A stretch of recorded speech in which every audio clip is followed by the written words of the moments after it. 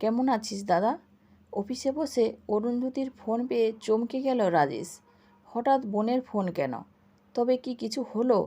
চিন্তায় রাজেশের মাথা ঘুরে উঠল। এই মুহূর্তে সে কিভাবে মনের চিন্তা মনে রেখে গলায় আন্তরিকতার সুর ফুটিয়ে বলল, ভালোই আছি। বল, সবাই কেমন? বাজে না বকে কাজের কথায় চলে গেল অরুন্ধতী।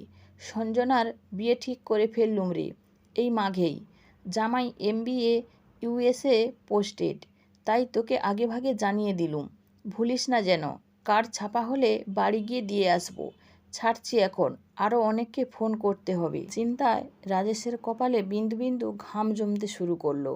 অরু মুখে কিছু চাইবে না ঠিকই, কিন্তু আশা করবে ভাগ্নির বিয়েতে দাদা কিছু একটা ভারী জিনিস দেবে।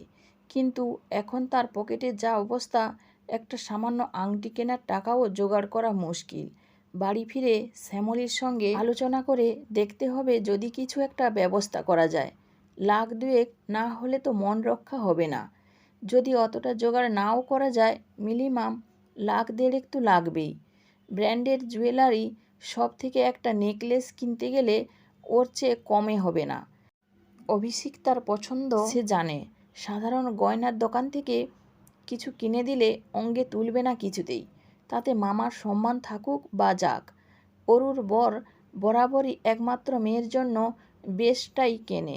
মামার বাড়ি এলে সেও এতদিন তাই করে এসেছে। কিন্তু এবার ঈশ্বর তাকে কী পরীক্ষায় ফেললেন। চিন্তায় আজ কাজকর্মে দু একটা ভুল হয়ে গেল রাজেশের। উপরওয়ালার কাছে সেই জন্য কথাও শুনতে হলো।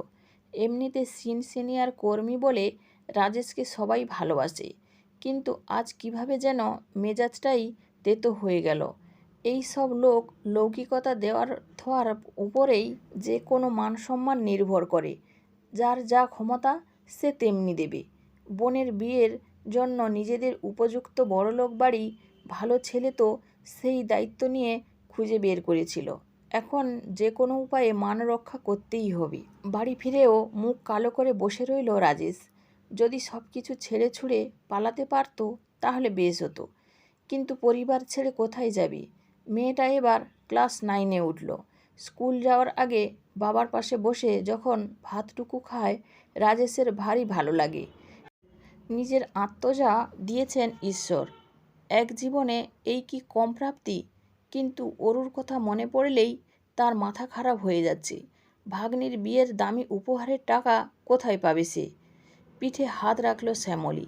এত চিন্তা করো না, আগে তো তোমায় সুস্থ থাকতে হবে। সুজিকে বলে দিয়েছি 2 বছর একটু চেষ্টা করে মানিয়ে নে মা। 11-এ উঠলে বাবা ঠিক ল্যাপটপ কিনে দেবে। ওটা নিয়ে আপাতত ভাবছি না গো। এর থেকেও অনেক বড় সমস্যা এসে পড়েছে সামনে। কি করে যে সবটা ম্যানেজ দেব? কি হয়েছে গো? ভয়ার্ত গলায় বলে ওঠে শ্যামলী। বড় খরচ মানে? আজকাল তো চেপেই সংসার চালাচ্ছি, হঠাৎ কি খরচ এসে পড়ল? আগামী মাসে অরুর মেয়ের বিয়ে। খুব তাড়াতাড়ি ওরা বাড়িতে কার্ড দিতে আসবে। কি করে যে উপহার কিনব কিচ্ছু বুঝতে পারছি না। অনেকগুলো টাকার ব্যাপার। সিকতাকে তো তুমি চেনো, অরুর বর কত যত্নে মানুষ করেছে। দামি দোকানের নামি গয়না ছাড়া মন উঠবে না। তাহলে কি করবে গো? নামি দোকানে যে অনেক দাম, অত টাকা আমরা পাবো কোথায়? ভাবছি লোন করব অফিস থেকে। এই তো বছরখানেক আগে চাকরিতে জয়েন করলে, এক্ষুনি লোন দেবে তোমায়? তাছাড়া এখন লোন নিলে সুজির ল্যাপটপ কিনবে কোথা থেকে? এমনিতেই সংসার টালমাটাল। লোন শোধ করতে গিয়ে মেয়েটার পড়াশোনাও কি ঠিক মতো হবে না? দাঁড়াও, আমায় খানিক ভাববার সময় দাও, দেখি কদ্দূর কি করতে পারি। মুখে কথা বললেও মনে মনে রাজেশ ভালো করেই জানে কিছুই করতে পারবে না সে। কারণ যেটা থাকলে কিচ্ছু করা সম্ভব সেই টাকাটাই তার হাতে নেই। অতিমারিতে ব্যবসায় লস না খেলে এই টাকাটা কিছুই ছিল না তার কাছে। ভাগ্যিস বছরখানেক আগে চাকরিটা পেয়ে গেছিল, নইলে বোধহয় না খেয়েই মরতে হতো। শ্যামলীর গয়নাগুলো তো অতিমারিতে খেলো। সপ্তাহ শেষে আজ রোববার। বেতের সোফায় নিশ্চিন্ত মুখে বসেছিল রাজেশ। অফিস থেকে লোন মিলবে না ইতিমধ্যেই জেনে গেছে সে। এমন সময় কলিং বেলটা শব্দ করে বেজে উঠল। রান্নাঘরে কাজ করছে শ্যামলী, তাই রাজেশই দরজা খুলতে গেল। একজন যুবক হাসি মুখে দাঁড়িয়ে, আমায় চিনতে পারছেন রাজেশদা? ক্লিষ্ট হাসল রাজেশ। অতনু, তুমি অতনু না? হ্যাঁ দাদা, কয়েকদিন ধরেই ভাবছি আসবো, কিন্তু আর সময় করে আসতে পারছি না। আসলে ব্যবসার ঝঞ্ঝাট, বোঝেনি তো। আজ রোববার, ছুটির দিন, তাই সময় করে চলেই এলাম। ভিতরে এসো। রাজেশ এখনও বুঝতে পারছে না অতনু কেন এসেছে তার কাছে। অতনু কি জানে না সে আজ আর কাউকে সাহায্য করার মতো অবস্থায় নেই?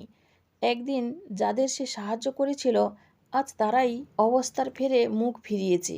কেউ এসে দাঁড়ায় না তার দুয়ারে। অভাবী মানুষটা যদি হুট করে সাহায্য চেয়ে বসে। অতনু তাকিয়ে তাকিয়ে বসার ঘরটা দেখছিল।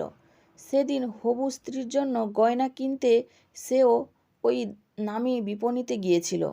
তাকে রাজেশদা দেখতে না পেলেও দাম শুনে মুখ শুকনো করে বেরিয়ে আসাটা সেদিন অনেক কিছু বুঝিয়ে দিয়েছিল।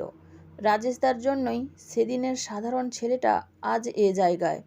কোনোদিন চাকরি পাবে না ভেবে যখন সে মরতে যাচ্ছিল, তখন রাজেশদাই ব্যবসা করার জন্য কোনো লেখাপড়া ছাড়া 1.5 লক্ষ নগদ হাতে তুলে দিয়েছিল। আজ বিপদের দিনে তাকে কিভাবে সাহায্য না করে পারে সে? মুখ দেখেই বুঝেছিল গয়নাটা বড্ড দরকার, তাই খানিক ছলনার আশ্রয় নিতেই হলো। শ্যামলী ঠিকই অতনুর আসার শব্দ পেয়েছে। চায়ের সঙ্গে বিস্কুট নিয়ে এসে বলল, ভাই, দুপুরে রান্না বসিয়েছি, খুদকুড়ো যাই হোক দুটো খেয়ে যেও কিন্তু। শূন্য চোখে রাজেশ তাকালো শ্যামলীর দিকে। আজও নিশ্চিত উপবাস, তাও ঠোঁটের হাসিটা ম্লান হয়নি। মেয়েটাকে যে কি ধাতুতে ঈশ্বর তৈরি করেছেন, দিব্যি হাসি মুখে সব কষ্ট সহ্য করতে পারি। ভাব দেখায় যেন কিছুই হয়নি। কেন এলো অতনু তার বাড়ি? দেখে কি সে বুঝতে পারছে না আজ রাজেশের হাত শূন্য, কিছুই দেওয়ার ক্ষমতা নেই? খাবো, নিশ্চয়ই খাবো, তার আগে একটু বসুন তো বৌদি। ইতস্তত করে শ্যামলী বসতেই ফোল্ডিং ব্যাগ থেকে অতনু বার করে আনলো একটা সুদৃশ্য গয়নার বাক্স। বোতাম টিপে খুলে বলল, দেখুন তো পছন্দ হয় কিনা। বেশ দামি সোনার নেকলেস আর ম্যাচিং ইয়াররিং দেখে শ্যামলী কী করবে কি বলবে ভেবে পেল না। ততক্ষণে রাজেশ উঠে দাঁড়িয়েছে, উত্তেজিত কণ্ঠে বলছে, এ হয় না অতনু, এত দামি জিনিস আমি নিতে পারবো না, তুমি এ নেকলেস ফিরিয়ে নাও। হালকা হাসল অতনু। আপনাকে তো দিইনি দাদা, জানি টাকা ফেরত দিতে এলে আপনি নেবেন না। এর আগেও বেশ কয়েকবার চেষ্টা করেছি তো। সেবার কোনো লেখাপড়া ছাড়া যদি 1.5 লক্ষ টাকা ক্যাশ না দিতেন, তাহলে আজ ব্যবসাটাই দাঁড়াতো না, আমিও হয়তো পৃথিবীতে থাকতাম না। এখন আমি 2টো কোম্পানির মালিক, সবই আপনার দয়া, আমার নয়। উপরওয়ালা চেয়েছিলেন বলেই আজ তুমি এখানে, বলে উঠল রাজেশ। তাই হলো না হয়। তা সাহায্যটা তো উপরওয়ালা আপনার মারফতই পাঠিয়েছিলেন, তাই আপনি আমার চোখে ভগবান। আর এই নেকলেস আমি বৌদিকে দিয়েছি, আপনি ফেরত দেওয়ার কে? এ হলো বৌদিকে দেওয়া এক দেওয়ারের উপহার। আরও অনেক কথা বলে যাচ্ছিল অতনু, সব কথা কানে ঢুকছিল না রাজেশের। এই নেকলেসটাই সেদিন সে পছন্দ করেছিল জুয়েলারি শপে সিকতার জন্য। আজ দৈবপ্রেরিত হয়ে সে জিনিস তার ঘরে। বাবা তবে ঠিকই বলতেন, মানুষকে সাহায্য করলে তা কখনো বিফলে যায় না। অভাবের দিনে মানুষ মুখ ঘোরালেও ঈশ্বর আড়াল থেকে ঠিকই লক্ষ্য রাখেন।